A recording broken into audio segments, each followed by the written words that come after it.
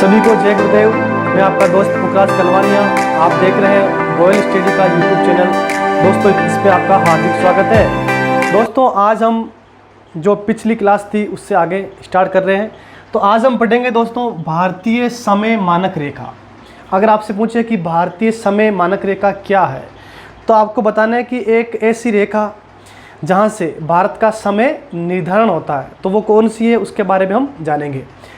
दोस्तों आपको पता है कि विश्व का समय जो है 0 डिग्री देशांतर रेखा है, वहाँ से निर्धारण किया जाता है। देखिए ये है 0 डिग्री देशांतर रेखा, 0 डिग्री देशांतर रेखा। और दोस्तों आपको पता है कि जो अपना भारत है वो देशांतरों की दृष्टि से पूर्वी गोलार्ध में स्थित है। तो आपको पता होना चाहिए 0 डिग्री है, बाद में 1 आएगा, 2 आएगा, 3 आएगा, 4 आएगा, चलता रहेगा। जब अपना भारत आएगा तो यहाँ पे 68 डिग्री 7 मिनट जो पूर्वी देशांतर है वहाँ भारत को वो स्पर्श करेगा। तो आपको देखना है अपना भारत कहाँ स्थित है और भारतीय समय मानक रेखा कौन सी है।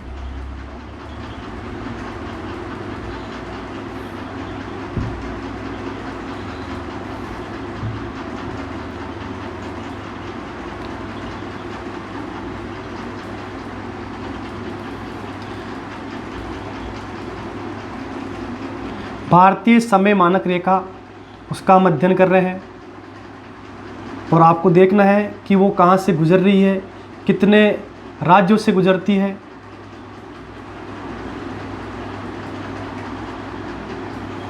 ये अपना प्यारा सा भारत है। दोस्तों आपको देखना है कि भारत में समय मानक रेखा है वो कहाँ है। अब देखिए 0 डिग्री से आप आ रहे हैं, 1 है, 2 है, 3 है, 4 है। जब आते जाओगे तो अपना ये गुजरात वाला भाग है, यहाँ पे स्पर्श करता हुआ एक देशांतर निकलेगा जिसे हम बोलेंगे भारतीय देशांतर का जो विस्तार है वो यहाँ से स्टार्ट होगा और ये होगा 68 डिग्री 7 मिनट। और यहीं पर कौन सा होगा, पूर्वी देशांतर। ये आपको ध्यान रखना है, पूर्वी देशांतर।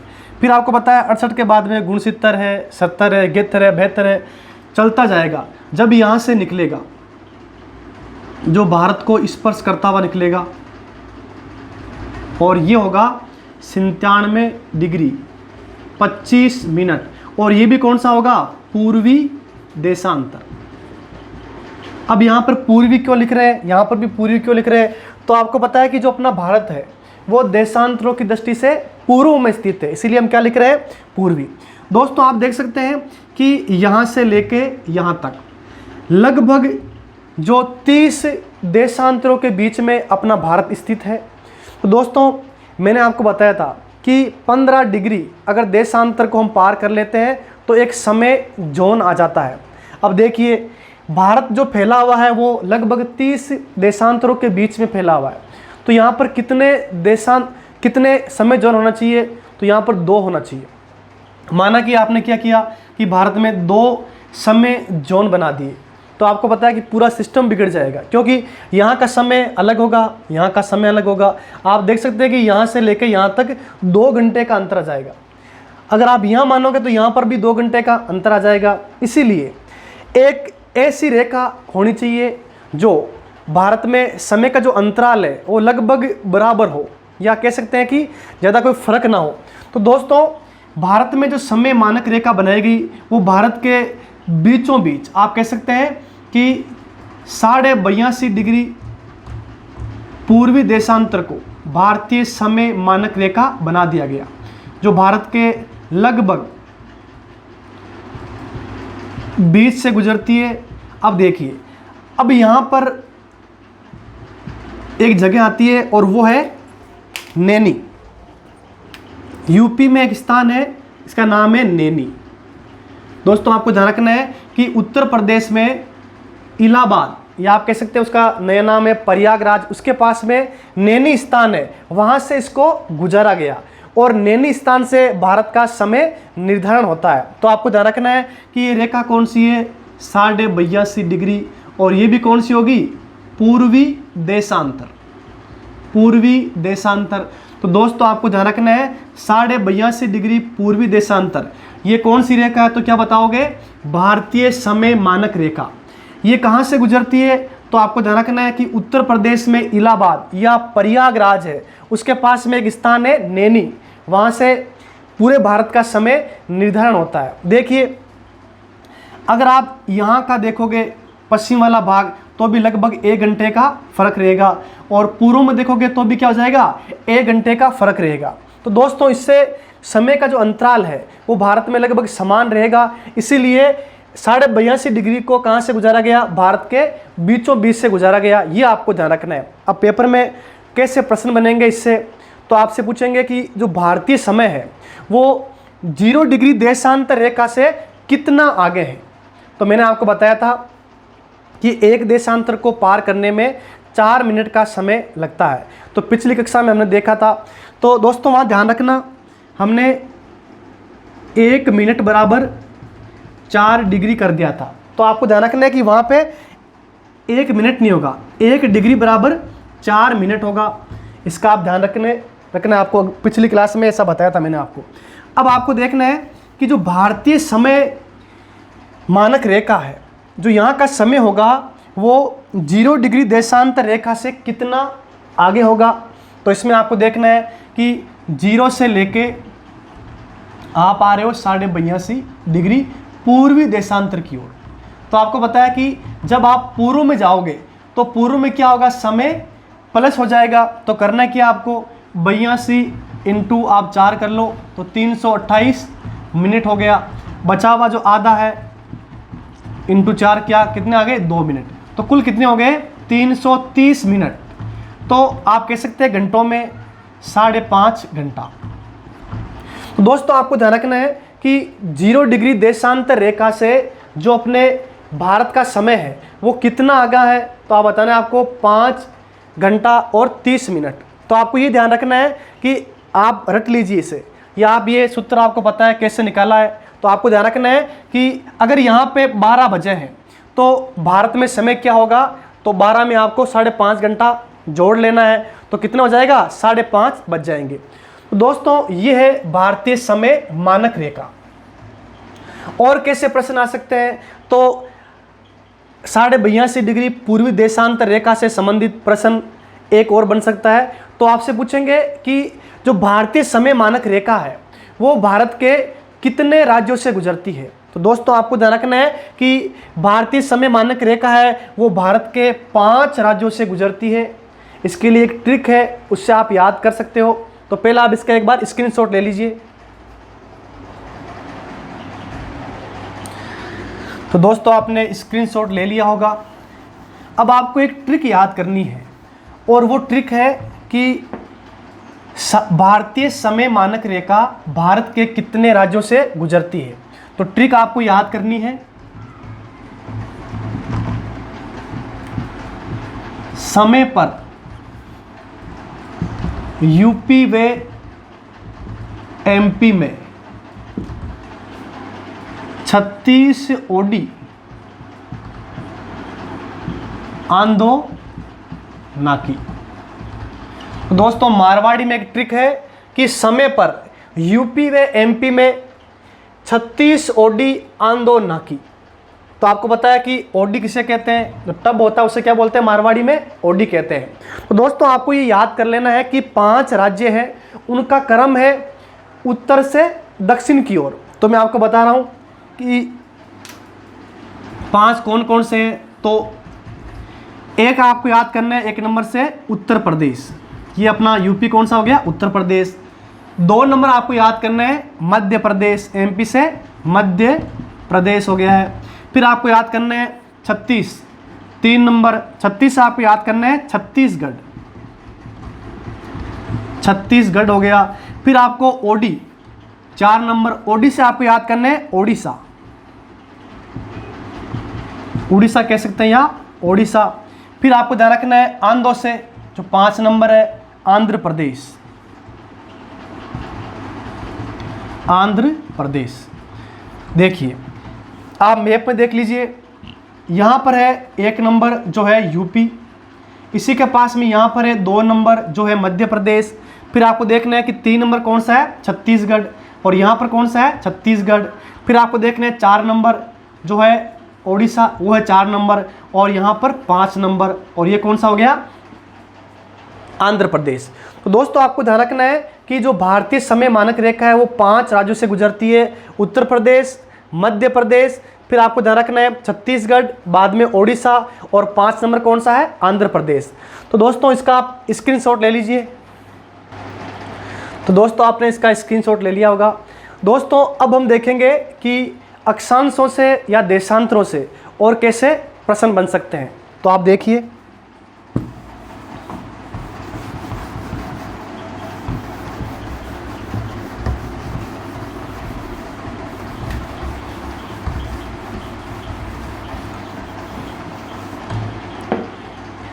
दोस्तों आपको देखना है कि ये अपना ग्लोब है और कैसे प्रश्न आ सकते हैं। ये अपना ग्लोब है और ग्लोब में ये होगी अपनी भूमध्य रेखा, और इसके समानांतर खींचे गए जितनी भी रेखाएं या वृत्त हैं उन्हें हम क्या बोलेंगे, अक्षांश। तो आपको ध्यान रखना है कि अक्षांशों के जो बीच का स्थान होता है उसे क्या कहते हैं। प्रश्न आ सकता है कि 2 अक्षांशों के बीच में जो जगह होती है उन्हें कहते क्या है। तो आपको ध्यान रखना है कि 2 अक्षांशों के बीच की जो दूरी होती है, 2 अक्षांशों के बीच की दूरी, इन्हें हम क्या कहते हैं। तो आपको ध्यान रखना है, ये वाला पार्ट है, कोई सा भी देख लो आप, तो इसे हम क्या बोलेंगे, जोन। जोन कह सकते हैं, या आप कह सकते हैं कि इन्हें कटिबंध कह सकते हैं। क्या कह सकते हैं, कटिबंध। तो आपको ध्यान रखना है कि 2 अक्षांशों के बीच की दूरी को जोन या कटिबंध कहा जाता है। यह आपको ध्यान रखना है। अगला आपको देखना है देशांतरों के बारे में।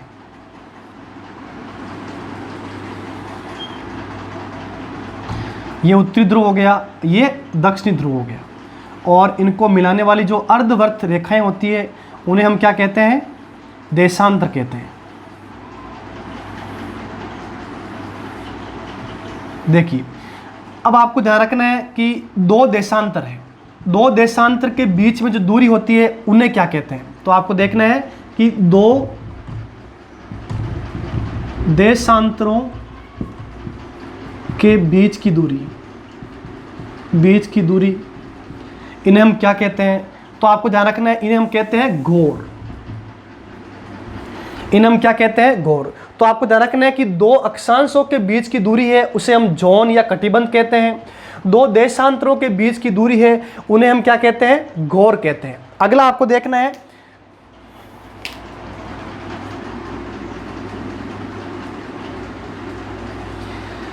ये अपना ग्लोब हो गया। देखिए ग्लोब में ये पूर्व से पश्चिम की ओर जो रेखाएं हैं इन्हें तो हम कहते हैं देशांतर। उत्तर से दक्षिण की ओर अर्धवर्त रेखाएं हैं, इन्हें हम क्या बोलते हैं, देशांतर रेखाएं।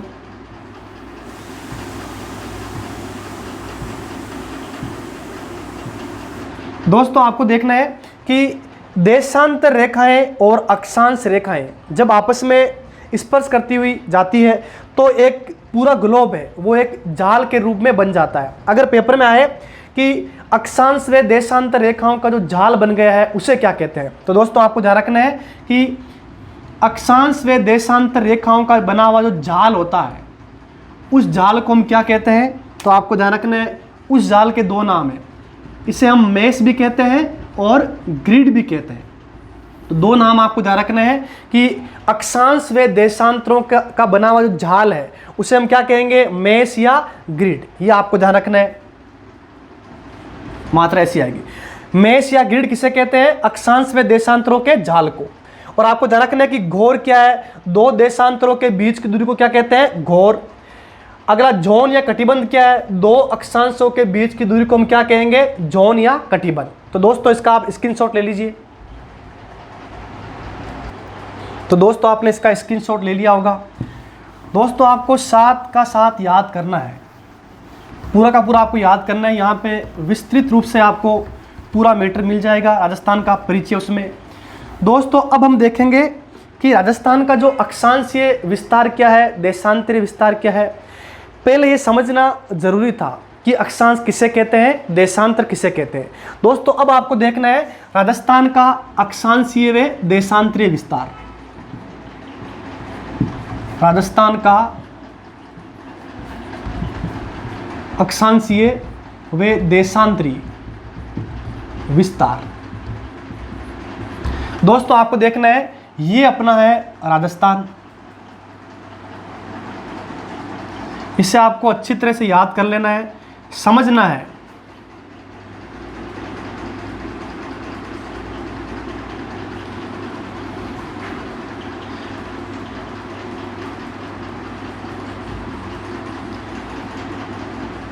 ये अपना राजस्थान है।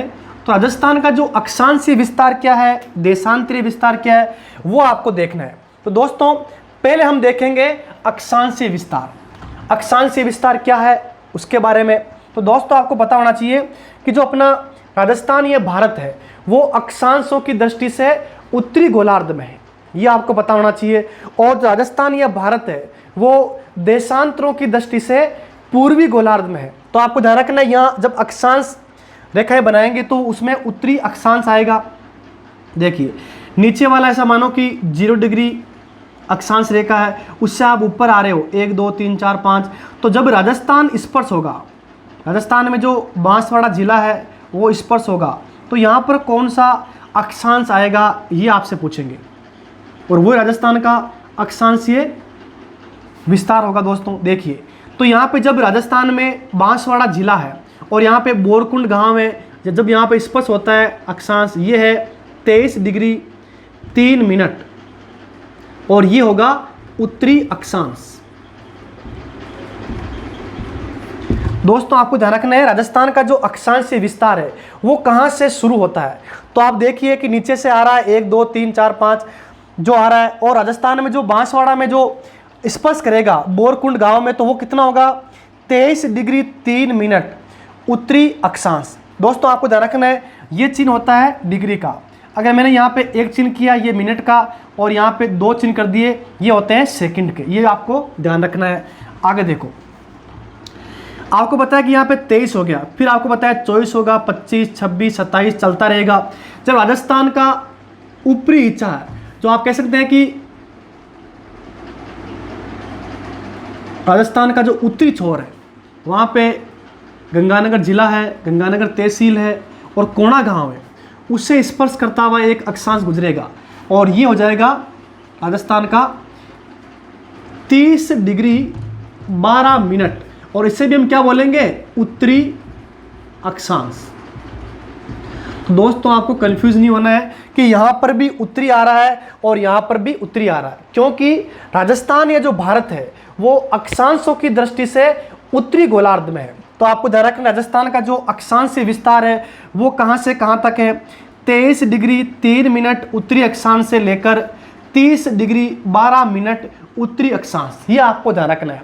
अब आपसे अगर पूछे कि राजस्थान का जो अक्षांशीय विस्तार है वो जो फैलाव है वो कितना है, कितने अक्षांशों में फैला हुआ है, तो आप देख सकते हैं कि 30 डिग्री 12 मिनट से आप माइनस कर दो 23 डिग्री 3 मिनट, तो आप देखोगे कि 7 डिग्री 9 मिनट देशांतर अक्षांश आ जाएंगे। तो राजस्थान का जो अक्षांशीय विस्तार है वो कितना है, तो आप क्या बताओगे कि 7 डिग्री 9 मिनट देश अक्षांशों में फैला हुआ है।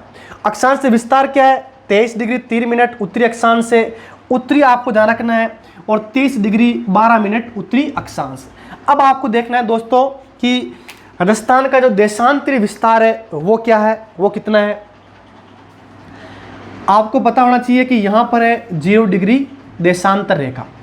जब आप 0 डिग्री देशांतर रेखा से पूर्व की ओर आओगे तो देशांतर बढ़ते जाएंगे 1 2 3 ऐसे आगे। जब राजस्थान में आपको पता है जैसलमेर जिला है और यहाँ पे कटरा गांव है, उससे स्पर्श होता हुआ एक देशांतर निकलेगा, और दोस्तों ये होगा 69 डिग्री 30 मिनट, और इसे हम बोलेंगे पूर्वी देशांतर। तो आपको ध्यान रखना है कि 69 डिग्री 30 मिनट पूर्वी देशांतर है, वो जैसलमेर को स्पर्श करता हुआ निकलेगा। फिर आपको देखना है गुणसूत्र बाद में 70 है, 71 है, 72 है। जब राजस्थान को पार करते हुए धौलपुर जिला है, वहाँ पे स्पर्श करता हुआ निकलेगा एक देशांतर, और दोस्तों ये होगा 78 डिग्री 17 मिनट, और ये भी कौन सा होगा? पूर्वी देशांतर। ये भी कौन सा होगा? पूर्वी देशांतर। तो आपको ध्यान रखना है कि गुणसूत्र डिग्री 30 मिनट पूर्वी देशांतर से लेके 78 डिग्री 17 मिनट पूर्वी देशांतर तक जो राजस्थान का क्या है आप बताओगे देश। तो दोस्तों हमने देखा था कि राजस्थान का जो अक्षांशीय विस्तार है वो 23 डिग्री 3 मिनट उत्तरी अक्षांश से लेके 30 डिग्री 12 मिनट उत्तरी अक्षांश तक है, और इसका विस्तार कितना है? 7 डिग्री 9 मिनट तक। ये आपको ध्यान रखना है। फिर आपको देखना है कि देशांतरी विस्तार कितना है, तो आपको ध्यान रखना है गुणसूत्र डिग्री 30 मिनट पूर्वी देशांतर से लेके 78 डिग्री 17 मिनट पूर्वी देशांतर तक है। तो जो देशांतरी विस्तार है वो कितना है राजस्थान का, अगर आपसे पूछे तो आपको ध्यान रखना है 78 डिग्री 17 मिनट गुणसूत्र डिग्री 30 मिनट, आप माइनस कर दीजिए 8 डिग्री 47 मिनट आ जाएगा। तो दोस्तों आपको ध्यान रखना है हमने केवल ये देखा है कि अक्षांशीय विस्तार क्या है, देशांतरी विस्तार क्या है। इसमें मुख्य रूप से आपको उत्तरी और यहाँ पे पूर्वी और यहाँ पर पूर्वी, इनका विशेष रूप से ध्यान रखना है। तो दोस्तों इसका आप स्क्रीनशॉट ले लीजिए। तो दोस्तों आपने स्क्रीनशॉट ले लिया होगा। दोस्तों अब हम देखेंगे राजस्थान का जो उत्तरी छोर, दक्षिणी छोर, पूर्वी छोर और पश्चिमी छोर कौन सा है उसके बारे में। देखिए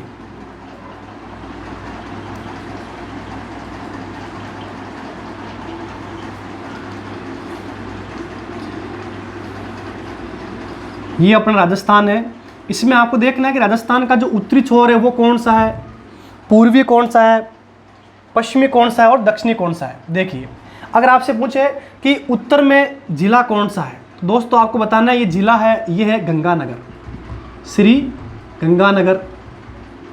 और यहाँ पे जो ऊपर वाला हिस्सा है यहाँ पर एक तहसील है, ये भी कौन सी तहसील है? गंगानगर। तो जिला कौन सा है तो आप बताओगे गंगानगर जिला है। तहसील कौन सी है तो आपको ध्यान रखना है गंगानगर तहसील है। और यहाँ पे सबसे उत्तर में जो एक गांव है, इस गांव का नाम आपसे पूछे या उत्तरी छोर पूछे तो आपको बताना है गांव का नाम है कोणा गांव। कोणा गांव। दोस्तों आपको ध्यान रखना है राजस्थान का जो उत्तरी छोर है वो कौन सा है? कोणा गांव। तहसील कौन सी है? गंगानगर तहसील। और जिला कौन सा है? श्री गंगानगर जिला। ये आपको ध्यान रखना है उत्तरी छोर में। ये अपना हो गया उत्तर। फिर आपको देखना है दक्षिण में। तो दक्षिण में आओगे तो यहाँ पर एक जिला है, और ये जिला कौन सा है तो आपको बताना है दक्षिण में जिला है बांसवाड़ा। बांसवाड़ा जिला है, ये आपको ध्यान रखना है। और यहाँ पे एक तहसील है, उसका नाम है कुशलगढ़ तहसील। कुशलगढ़ तहसील है। और जो अंतिम दक्षिणी छोर है वो जो गांव है उसका नाम है बोरकुंड गांव। बोरकुंड गांव। तो आपको ध्यान रखना है कि राजस्थान का जो उत्तरी छोर है वो कौन सा है? कोणा गांव है। अगर आपसे पूछे राजस्थान का दक्षिणी छोर कौन सा है तो आपको ध्यान रखना है बोरकुंड गांव है। दोस्तों आपको एक ट्रिक याद करनी है कि हमेशा जो कुंड होता है वो कैसा होता है? नीचा होता है। देखिए कि यहाँ पे कुंड कहाँ पर है? नीचे। तो आप याद कर लेना नीचे वाला हिस्सा कौन सा होता है? दक्षिण होता है। तो इससे आप याद कर लेना कि कुंड हमेशा नीचा होता है। राजस्थान का ये ऊपरी हिस्सा, ये नीचे वाला। तो याद कर लेना कि बोरकुंड कहाँ है? दक्षिण में। उत्तर में क्या है? तो कोणा गांव। अब आपको देखना है राजस्थान का जो पश्चिमी भाग है वहाँ पर एक जिला है, और जिला कौन सा है? जैसलमेर। जिला है जैसलमेर। और यहाँ पर एक तहसील है, तहसील का नाम है सम तहसील। यह आपको ध्यान रखना है। और जो पश्चिमी हिस्सा राजस्थान का या पश्चिमी छोर है अंतिम, और वो कौन सा है तो ध्यान रखना है कटरा गांव। गांव का नाम क्या है? कटरा गांव। ये आपको ध्यान रखना है। तो राजस्थान का पश्चिमी भाग कौन सा हो गया, तो आपको ध्यान रखना है सबसे पश्चिम में जो गांव है वो कौन सा है, कटरा गांव है। तहसील कौन सी है, सम तहसील। और जिला कौन सा हो गया, तो आपको ध्यान रखना है जिला हो गया जैसलमेर। राजस्थान का जो पूर्वी भाग है यहाँ पर आपको ध्यान रखना है, यहाँ पर जिला है धौलपुर। जिला का नाम क्या है, धौलपुर। यह आपको ध्यान रखना है, जिला हो गया धौलपुर। अगर यहाँ पे पूछे ये तहसील कौन सी है, तो आपको ध्यान रखना है राजखेड़ा। राजखेड़ा यहाँ पर क्या होगी, तहसील हो गई। फिर आपको ध्यान रखना है कि अंतिम छोर जो पूर्वी भाग है, अंतिम छोर वो कौन सा है, तो वो है सिलाना गांव। दोस्तों गांव का नाम है सिलाना गांव। तो आपको ध्यान रखना है ये भाग हो गया पूर्वी और ये भाग हो गया पश्चिमी। तो आपको पता होना चाहिए राजस्थान का उत्तरी छोर कौन सा है, कोणा गांव है। दक्षिणी छोर कौन सा है, बोरकुंड। कुंड से आपको याद करना है नीचे वाला हिस्सा। अगर आपसे पश्चिम वाला भाग पूछे तो आपको याद करना है कटरा गांव। तो दोस्तों एक ट्रिक बना लीजिए, जो पश्चिम वाला भाग है वो पाकिस्तान से लगा हुआ है और पाकिस्तान की नीति क्या होती है, काटने की। तो आप याद कर लो काटने से कटरा गांव। और जो पूर्वी हिस्सा है वो कहाँ पर है, तो ध्यान रखना है धौलपुर जिला है, उसका नाम क्या है, गांव का नाम है सिलाना गांव। तो आपको ध्यान रखना है कि पाकिस्तान की नीति है काटने की, वो काटते हैं तो कटरा। और भारत की नीति क्या है, आप कह सकते हैं कि भारत हमेशा मित्रता, या कह सकते हैं कि हमेशा शेष सुन रहा है, जितने भी धर्म है उनको यहाँ पनाह दिया है। तो आप क्या बताओगे कि सिलने का काम करता है। तो पाकिस्तान क्या करता है, काटने का काम मतलब कटरा गांव, और भारत क्या करता है, सिलने का काम, सिलाना गांव। तो आपको ध्यान रखना है कटरा कौन सा हो गया, पश्चिमी भाग, और सिलाना कौन सा हो गया, पूर्वी भाग। तो दोस्तों आप इसका एक स्क्रीनशॉट ले लीजिए। दोस्तों अब आप देख लीजिए कि राजस्थान का जो विस्तार है उत्तर से लेके दक्षिण तक कितना किलोमीटर है, तो आपको ध्यान रखना है ये है 826 किलोमीटर। उत्तर से दक्षिण कितना है, 826 किलोमीटर। फिर आपसे पूछेंगे कि पश्चिम से पूर्व की ओर, पश्चिम से पूर्व की ओर कितना है, तो आपको ध्यान रखना है 869 किलोमीटर। तो इन बातों को भी आप ध्यान रखें कि उत्तर से दक्षिण 826 किलोमीटर, पूर्व से पश्चिम या पश्चिम से पूर्व की ओर कितना है, 869 किलोमीटर।